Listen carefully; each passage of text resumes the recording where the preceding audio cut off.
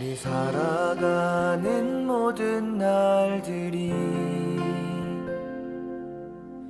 다 주의 숨결 속에 지어졌으니 이제 모두 모여 다 주를 찬양해.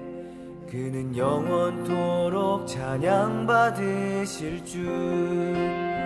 우리 함께 찬양하며 걸어가리 길.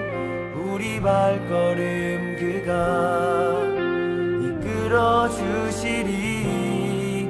잠시 넘어져도 낙심치 말 것은 시작하신 우리 주 그 끝을 이루어 주시리.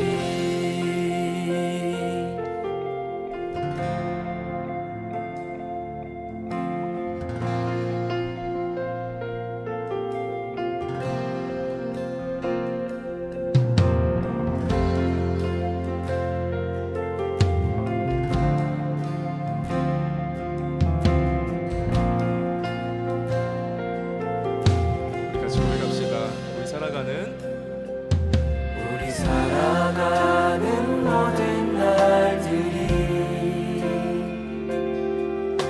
다 주의 숨결 속에 지어졌으니 이제 모두 모여 다 주를 찬양해. 그는 영원토록 찬양받으실. 다시 한번 고백합시다. 우리 살아가는 모든 날들이 다 주의 숨결 속에 지어졌으니 이제 모두 모여 다 주를 찬양해. 그는 영원토록 찬양받으실 주. 우리 함께 찬양하며 걸어가리 길. 우리 발걸음 그가 이끌어 주시리. 잠시 넘어져도 낙심치 말 것은 시작하신 우리 주 그 끝을 이루어 주시리. 고백합시다. 우리 함께 찬양하며 걸어가리 길. 우리 발걸음 그가 이끌어 주시리. 잠시 넘어져도 낙심치 말 것은 시작하신 우리 주 그 끝을 이루어 주시리. 우리 함께 찬양하며 걸어가리 길. 우리 발걸음 그가 이끌어 주시리. 잠시 넘어져도 낙심치 말 것은 시작하신 우리 주 그 끝을 이루어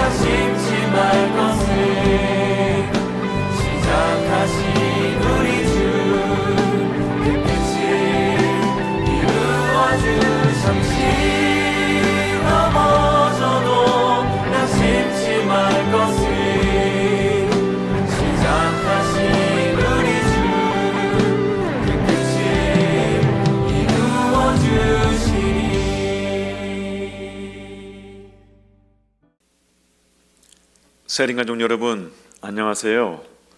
10월 29일 수요 기도회를 시작하겠습니다. 하나님 말씀은 마태복음 14장 1절에서 12절까지 말씀입니다. 그때 분봉왕 헤롯이 예수의 소문을 듣고 그 신하들에게 이르되 이는 세례 요한이라 그가 죽은 자 가운데서 살아났으니 그러므로 이런 능력이 그 속에서 역사하는도다 하더라. 전에 헤롯이 그 동생 빌립의 아내 헤로디아의 일로 요한을 잡아 결박하여 옥에 가두었으니 이는 요한이 헤롯에게 말하되 당신이 그 여자를 차지한 것이 옳지 않다 하였음이라. 헤롯이 요한을 죽이려 하되 무리가 그를 선지자로 여김으로 그들을 두려워하더니 마침 헤롯의 생일이 되어 헤로디아의 딸이 연석 가운데서 춤을 추어 헤롯을 기쁘게 하니 헤롯이 맹세로 그에게 무엇이든지 달라는 대로 주겠다고 약속하거늘 그가 제 어머니의 시킴을 듣고 이르되 세례 요한의 머리를 소반에 얹어 여기서 내게 주소서 하니 왕이 근심하나 자기가 맹세한 것과 그 함께 앉은 사람들 때문에 주라 명하고 사람을 보내어 옥에서 요한의 목을 베어 그 머리를 소반에 얹어서 그 소녀에게 주니 그가 자기 어머니에게로 가져가니라. 요한의 제자들이 와서 시체를 가져다가 장사하고 가서 예수께 아뢰니라. 아멘. 성도 여러분, 기온이 많이 차가워졌습니다. 우리 성도님들 모두 감기 조심하시고 건강 유의하시기를 바랍니다. 우리는 주일에 예수 생명 컨퍼런스를 진행하고 있습니다. 주일에 하나님 나라에 대해서 말씀을 나누었습니다. 하나님의 나라는 현재적이면서 미래적이라고 말씀을 나누었습니다.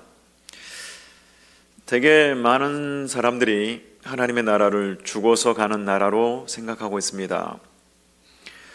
그러나 현재적인 하나님 나라를 우리가 누리지 못하게 되면 어떤 일들이 발생하게 되냐면 기독교 윤리가 무너지게 되고, 왜냐하면 예수 믿지 않는 사람이 나보다 아무리 선하고 착하고 그가 바르게 삶을 산다 할지라도 예수 믿지 않는다고 하는 것 때문에, 나는 예수 믿는다고 하는 것 때문에 그거 하나만으로도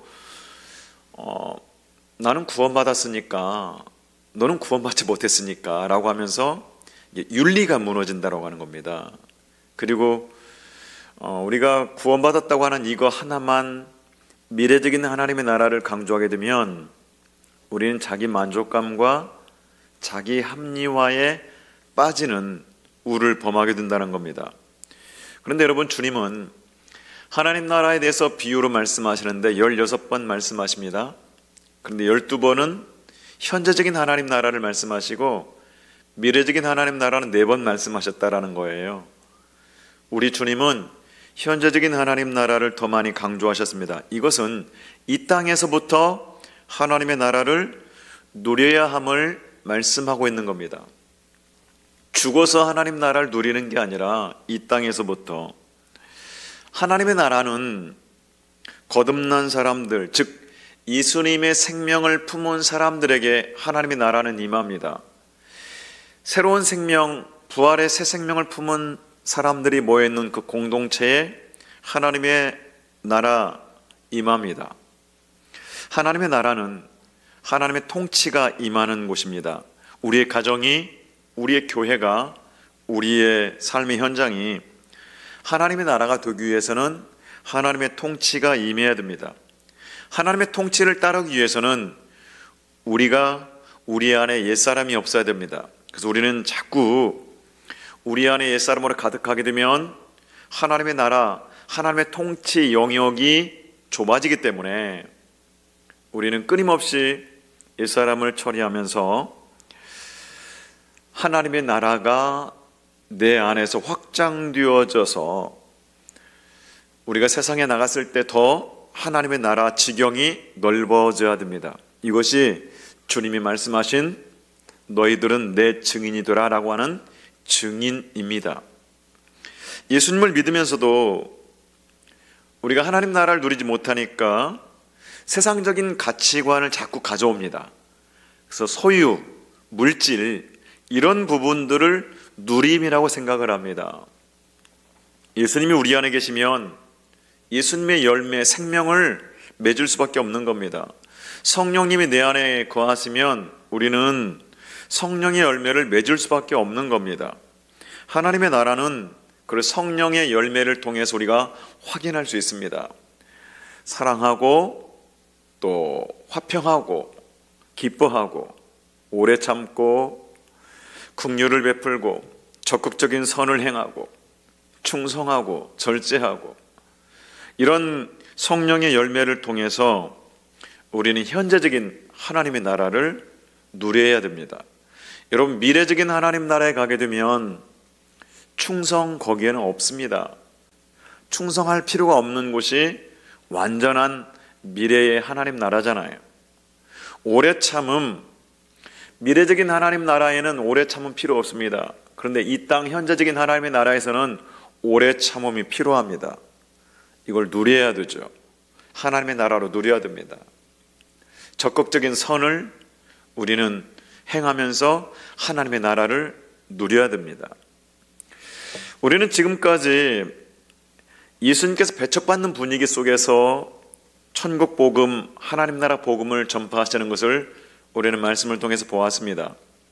그 당시 종교 지도자들은 예수님에 대해서 좋은 감정이 아니었어요. 지배층에 있는 사람들도 예수님을 환영하지 않았습니다. 심지어 예수님의 가족들과 고향 사람들까지도 예수님을 견제하고 예수님을 배척했습니다. 그러나 우리 주님은 그러한 반대 속에서도 하나님의 복음을 조용히 그리고 계속 끊임없이 전파하셨습니다. 오늘 말씀 우리가 보게 되면 그 예수님의 소문이 분봉왕 헤롯의 귀에까지 들렸습니다. 1절 2절 말씀인데요. 그때 분봉왕 헤롯이 예수의 소문을 듣고 그 신하들에게 이르되 이는 세례 요한이라. 그가 죽은 자 가운데 살아났으니 그러므로 이런 능력이 그 속에서 역사하는도다 하더라. 지금 예수님의 소문이 왕궁에까지 들렸다라고 하는 것은요, 그만큼 예수님의 소문이 이미 광범위하게 퍼져 있다고 하는 것을 우리가 알 수 있습니다. 분봉왕 헤롯은 예수님의 소문을 듣고 몹시 불안해합니다. 몹시 두려워했습니다. 그 이유는 자신이 세례 요한을 죽였기 때문입니다. 세례 요한은 의로운 사람이었고 세례 요한은 거룩한 사람이었습니다. 그런데 헤롯에 의해서 억울한 죽임을 당했습니다. 헤롯은 잔인하게도 요한의 목을 베어서 소반에 담았던 것입니다. 이 사실이 늘 헤롯을 괴롭게 했습니다. 그런데 예수의 소문을 듣고 보니까 이 예수라는 사람이 혹시 세례 요한이 다시 살아난 것이 아닌가라고 하는 그런 두려움을 이 헤롯이 갖게 되었습니다. 헤롯은 사두개파에 속해 있는 사람이었습니다. 여러분, 사두개파는 부활이 없다라고 하는 집단입니다. 부활을 믿지 않는 집단입니다. 그런 헤롯이 지금 이 예수라는 사람이 혹시 세례 요한이 다시 살아난 거 아니야? 이런 생각까지 하고 있다고 하는 것을 보게 되면 이 예수님의 세례 요한이라고 하는 것을 세례 요한이 다시 살아났다고 하는 것을 사실 헤롯은 그렇게 알고 있는 것은 아니었습니다. 그렇지만 예수님의 사역을 보니까 예수님의 사역을 통해서 자신이 저질렀던 끔찍한 경험이 지금 되살아나고 있는 겁니다. 그래서 헤롯은 어떻게 합니까? 예수를 죽여야 되겠다라고 생각하고 있는 거예요. 우리는 본문에서 갑자기 세례 요한의 이야기가 끼어드는 것을 우리는 발견하게 됩니다. 마태복음 13장에는 계속 예수님의 이야기가 나옵니다. 14장 13절 이후에도 계속 예수님의 이야기만 나와요. 그런데 오늘 본문 1절부터 12절 사이에는 헤롯과 세례 요한의 죽음에 대한 기록이 끼어 있습니다. 성도 여러분, 세례 요한의 사역이 예수님의 사역과 연결되는 것을 우리는 마태복음 3장과 4장에서 우리는 이미 보았습니다. 그런데 여기에서는 세례 요한의 죽음이 예수님의 새로운 사역과 연결되는 것을 우리는 보게 됩니다. 마태복음 3장을 보게 되면 세례 요한에 대한 기록이 나오잖아요. 세례 요한은 주의 길을 예비하기 위해서 나타난 광야의 사자였습니다. 예수님은 세례 요한에게 찾아와서 세례도 받으셨습니다. 그런데 4장 12절에 보게 되면 갑자기 세례 요한이 체포당하는 사건이 간단하게 한 줄로 기록이 되어 있고 왜 세례 요한이 투옥되었는지는 설명이 없어요. 마태는 오늘 본문에서 세례 요한이 투옥된 이유를 설명하고 있습니다. 오늘 본문의 말씀 3절 4절 말씀 보게 됩니다. 전에 헤롯이 그 동생 빌립의 아내 헤로디아의 일로 요한을 잡아 결박하여 옥에 가두었으니 이는 요한이 헤롯에게 말하되 당신이 그 여자를 차지한 것이 옳지 않다 하였습니다. 여러분, 여기서 세례 요한의 새로운 면을 보게 됩니다. 지금까지 우리는 세례 요한의 두 가지 위대한 면을 보았습니다. 하나는 그의 신앙적인 면이었습니다. 그는 하나님에 대해서 몹시 열심히 있었던 사람이었습니다. 세례 요한이 세상에 온 것은 예수 그리스도의 길을 예비하기 위해서였습니다. 마태복음 3장 11절에 보게 되면 세례 요한은 예수님에 대해서 어떻게 말합니까? 나는 그분의 신을 들기에도 나는 감당하지 못할 사람입니다라고 이렇게 말을 해요. 이것이 바로 예수님에 대한 세례 요한의 태도였습니다. 세례 요한은 철저하게 예수님의 사람이었고 예수님을 위한 사람이었고 예수님의 길을 예비하기 위해서 온 하나님의 사람이었습니다. 그는 신앙의 사람이었고 열정적인 사람이었습니다. 자기의 삶을 완전히 하나님께 헌신한, 예수님께 헌신한 위대한 사람이었습니다. 그리고 세례 요한의 또 다른 위대한 면은요, 그의 사생활입니다. 그의 사생활이 깨끗해요. 청변했습니다. 그는 당시 다른 종교 지도자들처럼 예루살렘을 택하지 않고 광야를 택했습니다. 그는 왕궁에서 먹는 화려한 음식을 택하지 않고 험한 음식을 택했습니다.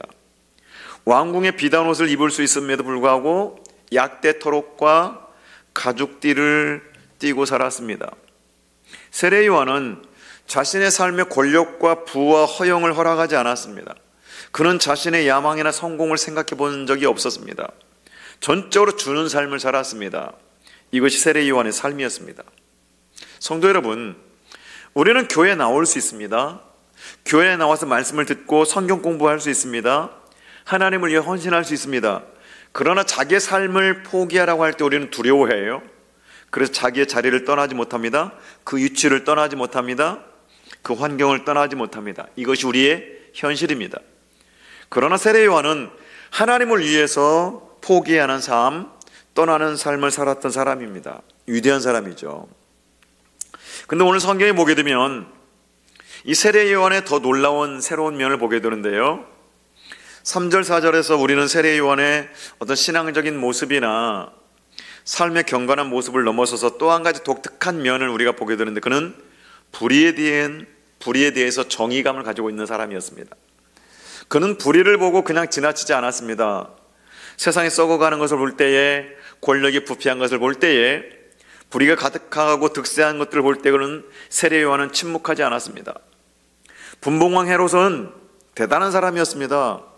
영토의 4분의 1의 통치권을 가진 왕이었습니다. 이 분봉왕, 로마의 권력 밑에서 민족을 배반하고 정치적 야망을 성취한 사람이었습니다.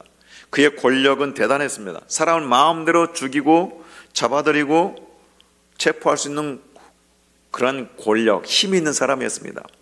그는 정치적으로 독재자였고 도덕적으로는 몹시 파렴치한 사람, 동생의 아내 헤로디아를 빼앗아 자기의 아내로 삼은 사람, 자기 부인을 내쫓아버리고 자기 동생도 멀리 내쫓아버렸습니다. 모든 사람들은 왕이 잘못하고 있는 것을 알았습니다. 그러나 무소하고 침묵하고 있었습니다. 이때에 이 침묵을 깬 사람이 세례 요한이었습니다.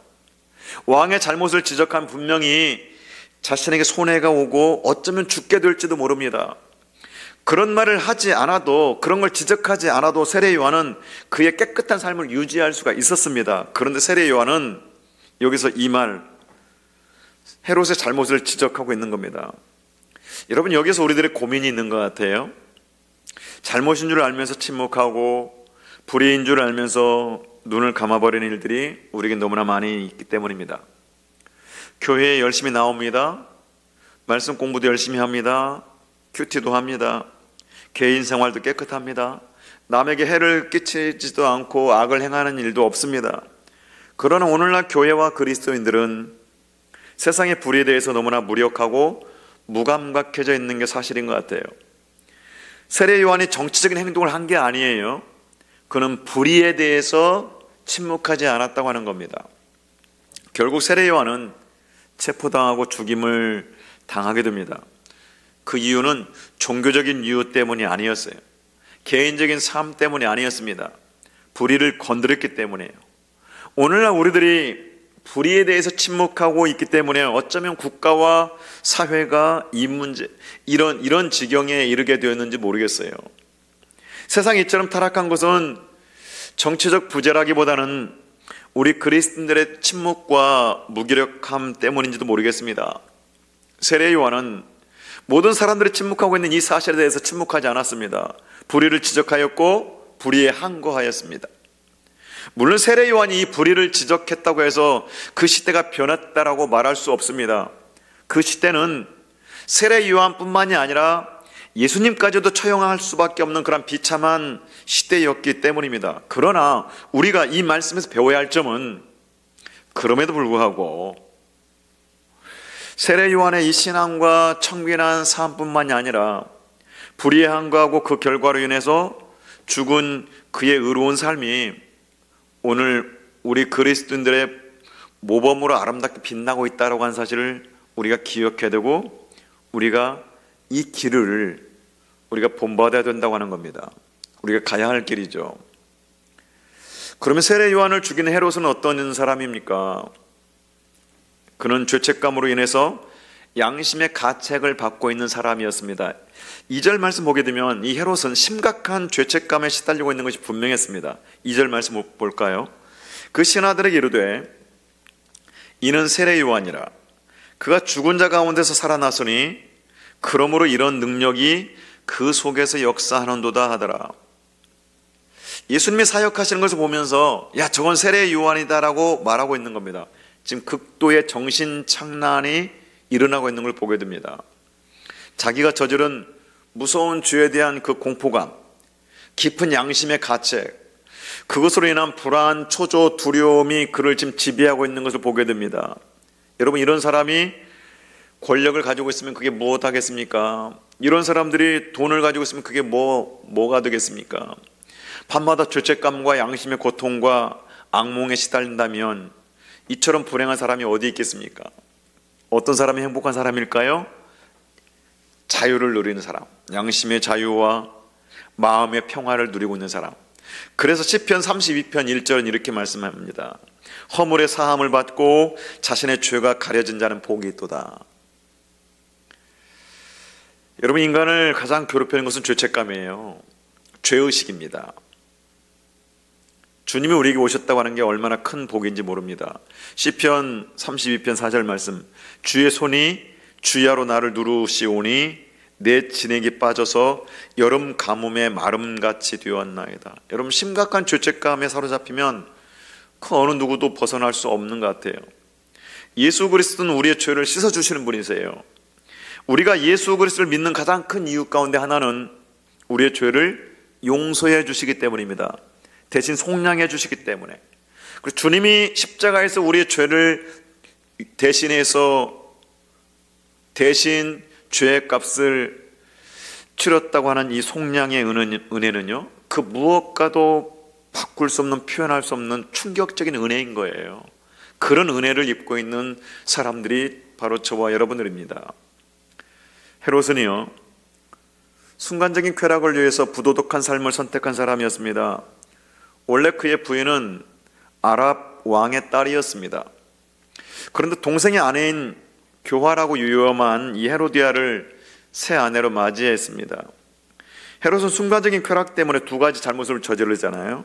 이유 없이 아내를 버린 것과 율법에서 금하고 있는 살아있는 동생의 아내를 취한 겁니다.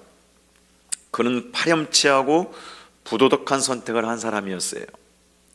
그리고 헤롯은요, 하찮은 맹세로 정의를 살해한 사람이었어요.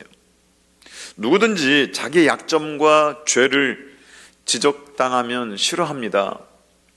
세례 요한이 자기 약점을 지적하고 나섰을 때 헤롯은 세례 요한이 굉장히 미웠을 거예요. 죽이고 싶었을 겁니다. 그런데 오늘 말씀 보니까 이 세례 요한을 사랑하는 많은 이 군중들 때문에 두려워해서 그를 그냥 감옥에 집어넣기만 했습니다. 여러분, 죄를 지으면 사람들은 그 죄에 관계된 모든 것들을 다 은폐하기에 급급합니다. 이른바 완전 범죄가 하기 위해서 은폐하는 것이죠. 그러나 죄를 지은 사람에게는요, 의외의 사건이 터져서 결국 생각지도 못하게 그 죄가 드러나는 경우가 허다합니다. 우리가 죄 짓고 아무 일 없다고 안심해서는 안 돼요. 예기치 못한 사건을 통해서 숨겨진 죄악들이 드러나게 됩니다. 헤롯은 자기의 권력으로, 그 왕의 그 권한으로 모든 것을 다 무마시켜 버렸습니다. 그런데 하나님은 그렇게 하시지 않았습니다. 사건을 일으키시죠. 그 사건이 뭡니까? 바로 헤롯의 생일잔치였습니다.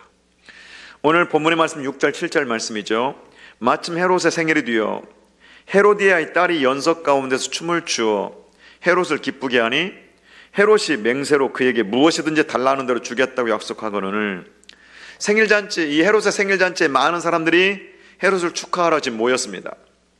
그런데 헤로디아의 딸이 헤롯 앞에서 춤을 추게 되었습니다.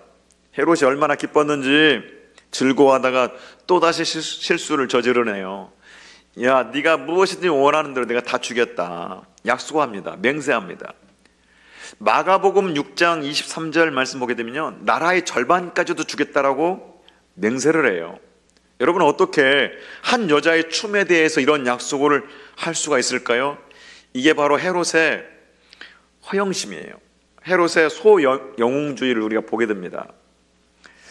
여러분, 우리 주위에도 보게 되면 큰 소리치고 허풍 떠는 사람들이 있습니다. 특별히 약자 앞에서 또 자기가 가지고 있는 그거 가지고, 돈 가지고, 자기가 배운 지식 가지고, 자기가 가지고 있는 것 가지고 큰 소리 치는 사람들이 있어요. 그것들이 없는 사람들 앞에서 허황된 약속을 많이 하는 사람이 있습니다. 큰 소리 치고 나서 나중에 감당하지 못해 쩔쩔매는 사람들이 있습니다. 이런 사람들에게서 헤롯의 모습이 보이는 것 같아요. 헤롯은 이 헤로디아의 딸이 세례 요한의 목을 요구할 줄은 상상도 못했습니다. 이것이 역사의 의외성입니다. 전혀 예기치 못한 일이 언제나 벌어지는 거죠.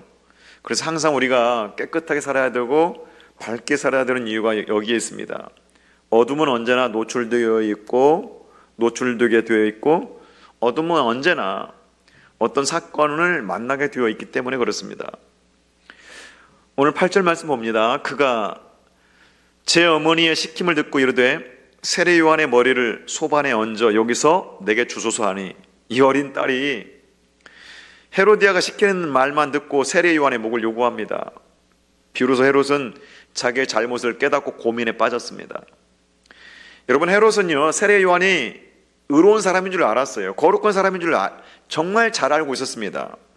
같은 말씀을 기록하고 있는 마가복음 6장 20절 말씀 보게 되면 헤롯이 요한을 의롭고 거룩한 사람으로 이미 알고 있죠.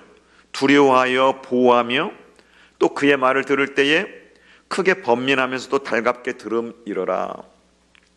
헤롯은요, 세례 요한이 의로운 사람이요 거룩한 사람이라는 것을 잘 알고 있었기 때문에 이 세례 요한의 목을 소반에 담아 달라고 할 때에, 이 무리한 요구가 자기에게 전달되었을 때에 번민에 빠질 수밖에 없었습니다. 오늘 본문의 말씀 9절 말씀 봅니다. 왕이 근심하나 자기가 맹세한 것과 그 함께 앉은 사람들 때문에 주라 명하고, 결국 헤롯은 세례 요한을 죽이기로 결심합니다. 그 이유가 뭐예요? 잘못한 맹세 때문이었어요. 어떤 사람들은요, 불필요한 자존심 때문에 일을 망치는 사람들이 있습니다. 잘못된 일인 줄 알면서도, 잘못된 생각인 줄 알면서도 자기가 주장한 것 때문에 계속 합리화를 해버립니다. 이것이 잘못된 자존심이죠. 헤롯은 잘못했습니다. 여러분, 잘못을 깨달았다면 빨리 돌이키면 문제는 간단하잖아요. 그러나 헤롯은 돌이키지 못했습니다. 또 하나는 비록 자기가 잘못했다고 하는 것을 알고 고치고 싶었지만 이게 체면 때문이었습니다. 많은 사람들 앞에서 나라의 반을 주겠다라고 공언한 그것 때문에 자기 권위가 손상될까 봐 그걸 고치지 못하고 있는 거예요. 돌이키지 못하고 있는 겁니다. 세린가족 여러분, 실수를 인정할 수 있는 게 정말 참된 용기이고 진정한 실력입니다. 실력이 없는 사람은요, 자기 실수를 인정하지 않습니다. 그러나 정말 실력 있는 사람은 자기 실수를 인정합니다. 강한 사람은요, 자기 약점을 인정해요. 그러나 약한 사람은요, 자신의 약함을 인정하지 못해요. 자꾸 합리화합니다. 결국 헤롯은 잘못하였음에도 불구하고 모든 사람 앞에서 창피를 당할 만큼 창피를 당할 만한 그러한 용기가 없었기 때문에, 자기의 오류를 인정할 만큼의 어떤 용기가 없었기 때문에 결국은 세례 요한을 죽이는 겁니다. 여러분, 우리가 이 부분에서 보게 되면 자기의 잘못을 인정할 수 있는 용기가 참 중요한 것 같아요. 자기의 오류를 인정하는 그 용기가 정말 중요한 것 같아요. 이 용기가 없어서 결국 진리를 없애잖아요. 진리를 죽이잖아요. 오늘 본문의 말씀 10절, 11절 말씀 봅니다. 사람을 보내어 옥에서 요한의 목을 베어 그 머리를 소반에 얹어서 그 소녀에게 주니 그가 자기 어머니에게로 가져가니라. 여기서 우리는 세례 요한의 죽음에 가담하였던 또 한 무리를 우리가 보게 됩니다. 바로 그것은 헤로디아와 그의 딸이었습니다. 헤로디아는 잔인한 여자예요. 마치 구약의 이세벨과 같은 그러한 아주 악한 여자입니다. 도덕적으로 부정하고, 이 헤로디아 보면 야욕이 많고요, 남편을 충동질로 해서 정치적 야망을 성취한 여자입니다. 사실은 헤롯이 세례 요한을 죽인 게 아니라 이 헤로디아가 죽인 거죠. 역사의 뒤에는 우리가 이 역사를 보게 되면, 이게 동양사나 서양사를 보게 되면요, 이 언제나 여자들이 진을 치고 있는 것들이 참 많이 나타나요. 복수심에 불타는 여자들. 이 여자의 복수심 앞에 아무도 견딜 수 없습니다. 이 여자는 자기의 딸을 서슴지 않고 이용하잖아요. 자기는 정면에 나타나지 않으면서 사람들을 이용하여서 악을 조종하는 여자였습니다. 정말 악한 여자이죠. 헤로디아의 딸 살로메라고 하는데요, 이 살로메, 이 살로메 역시 사실 자신이 죄를 지었다기보다는 죄의 희생양입니다. 그러나 이 어린 딸에게도 엄마와 똑같은 잔인성이 있는 것을 보게 됩니다. 왕 앞에서 대담하게 정욕을 일으키는 춤을 추었던 것을 우리가 보면 알 수 있습니다. 그 당시 춤은요, 노예들이나 추는 것이고, 춤을 추는 전문가들이나 이 춤을 추게 되어 있는데, 역사를 보게 되면, 근데 이 여자가, 이 어린아이가 이런 춤을, 왕을 기쁘게 할 만큼 요염한 춤을 추었던 거예요. 그리고 아무리 어머니가 부탁했다 해도, 엄마가 부탁했다 해도 세례 요한의 목을 소반에 담아달라고 요구하는 걸 보게 되면 이 어린 딸도 굉장히 독한 여자다라고 하는 걸 우리가 알게 됩니다. 여러분, 이런 여자들이 바로 세상의 딸들이에요. 이런 세상의 딸들이 우리 주위에는 너무나 많습니다. 우리 주위에는 또 다른 헤롯이 참 많이 있다는 거예요. 이런 사람들이 정의를 살해하는 겁니다. 12절 말씀 봅니다. 요한의 제자들이 와서 시체를 가져다가 장사하고 가서 예수께 아뢰니라. 여러분, 이 말씀 보면 예수님은 분명히 세례 요한의 모든 걸 다 알고 계세요. 심지어 세례 요한의 최후 어떻게 그가 최후를 마쳤는지도 지금 주님은 잘 알고 계십니다. 여러분, 그렇다면 주님은 어떤 반응을 보여야 될까요? 세례 요한이 어떤 최후를 맞이했는지까지도 다 알고 계세요. 이 소식을 들었습니다. 세례 요한은 예수님의 길을 예비하는 사람이었어요. 예수님을 위한 사람이었고 예수님의 사람이었습니다. 그런데 그가 이런 최후를 맞이했다는 이야기를 들었습니다. 그럼 예수님은 어떤 반응을 보여야 되는 것이 상식적일까요? 우리가 읽지는 않았지만 오늘 14장 13절을 한번 보겠습니다. 예수께서 들으시고 배를 타고 떠나사 따로 빈들에 가시니 무리가 듣고 여러 고을로부터 걸어서 따라간지라. 세례 요한의 죽음의 소식을 듣고요, 예수님은 그곳을 떠났습니다. 여러분, 이것이 우리를 좀 당황스럽게 해요. 예수님이 다른 행동을 하시지 않고 그곳을 떠난 겁니다. 왜 주님은 말없이 조용히 떠나셨을까요? 여러분, 우리가 깊이 생각해 봐야 될 부분입니다. 이 부분은 다음 주 수요일 말씀에서 우리가 한번 깊이 한번 생각해 보겠습니다. 기도하겠습니다. 하나님 아버지, 세례 요한은 하나님 앞에서 의로운 삶을 살았고 자기 자신 앞에서 깨끗한 삶을 살았고 세상 앞에서 불의와 부정과 대적하는 삶을 살았고 죄 앞에서 침묵하지 않는 삶을 살았습니다. 하나님, 우리 세린 가족들이 주님을 따르는 자들로서 어떻게 살아야 하는지 가르쳐 주시니 감사합니다. 교회가 어떻게 행동해야 하는지 가르쳐 주시니 감사합니다. 우리가 세례 요한을 바라보게 하여 주옵시고 세례 요한의 삶을 통하여 우리의 삶의 방향을 바르게 결정하게 하여 주옵소서. 하나님 아버지, 이 땅을 살아가면서 우리도 실수할 수 있고 잘못할 때도 있습니다. 그때 실수를 인정할 수 있는 용기 있는 믿음의 사람들이 되게 하시고 자신의 약점을 합류하는 자가 아닌 옛사람을 처리하는 믿음의 길 가는 용기를 갖게 하여 주옵소서. 자신의 자존심 때문에 돌아서지 못하는 자가 아니라 자존심이 상하고 무너진다 할지라도 주님께서 말씀하신 가르침을 따르는 용기 있는 저희들 되게 하여 주옵소서. 우리의 구원자이신 예수님 귀하신 이름으로 기도하옵나이다. 아멘. 성도 여러분, 함께 기도하기를 원합니다. 자기의 자존심이나 체면이 아닌 주님의 말씀을 따르는 신앙생활이 되기를, 하나님의 주인 되시는 세례인 교회가 되기를, 자기의 의가 아닌 예수님의 의식을 살아가는 우리 세린 가족들이 되기를, 험담과 판단과 정죄가 없는 세린 공동체가 되기를, 수능 시험을 앞두고 있는 우리 수험생들을 위해서 특별히 우리 교회 안에 우리 김민채, 조성윤, 최백향 우리 귀한 다음 세대를 위해서 중보하겠습니다.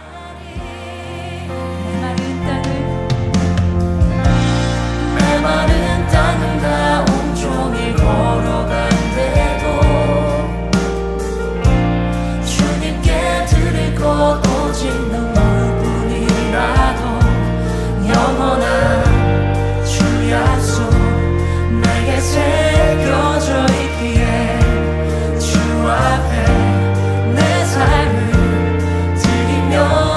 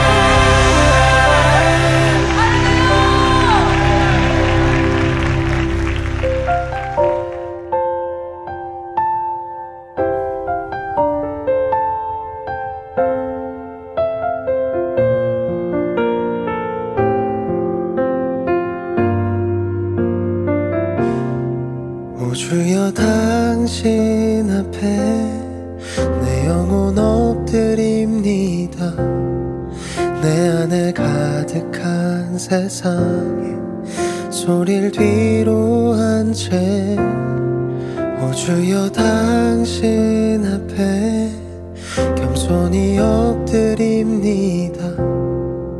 주의 말씀으로 날 채우소서. 넌 할 수 없다고 세상이 말할 때 주의 오른손이 날 이끄시네.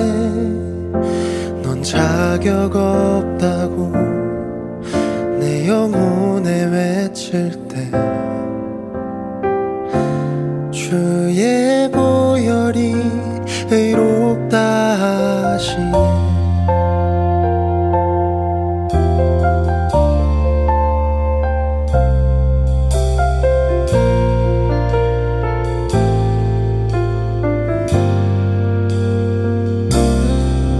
주여 당신 앞에 내 영혼 엎드립니다. 내 안에 가득한 세상에 소리를 뒤로 한 채 오 주여 당신 앞에 겸손히 엎드립니다.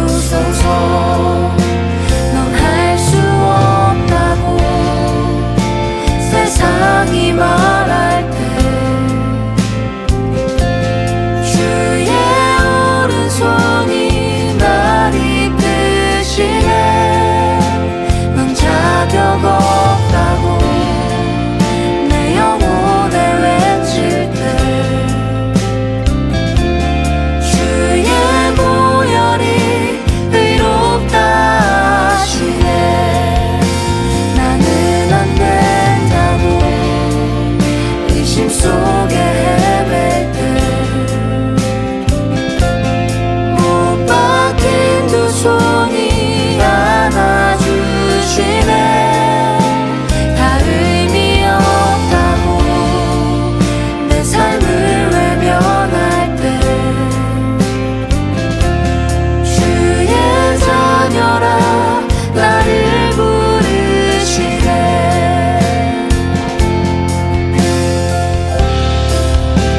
넌 할 수 없다고 세상이 말할 때 주의 오른손이 날 이끄시네.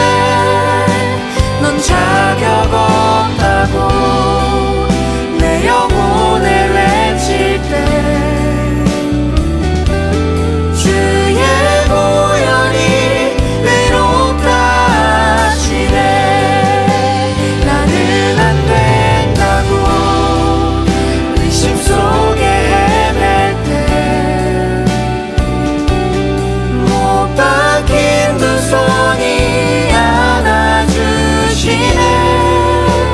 다 의미 없다고 내 삶을 외면할 때 주의 자녀라 나를 부르시네. 넌 할 수 없다고 세상이 말할 때 주의 오른손이 날 이끄시네.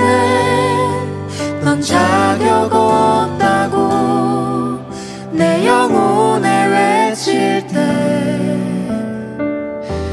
주의 보혈이 외롭다 하시네. 나는 안 된다고 의심 속에 헤맬 때 못 박힌 두 손이 안아주시네. 다 의미 없다고 내 삶을 외면할 때 주의 자녀라 나를 부르시네. 주의 자녀라 나를 부르시네.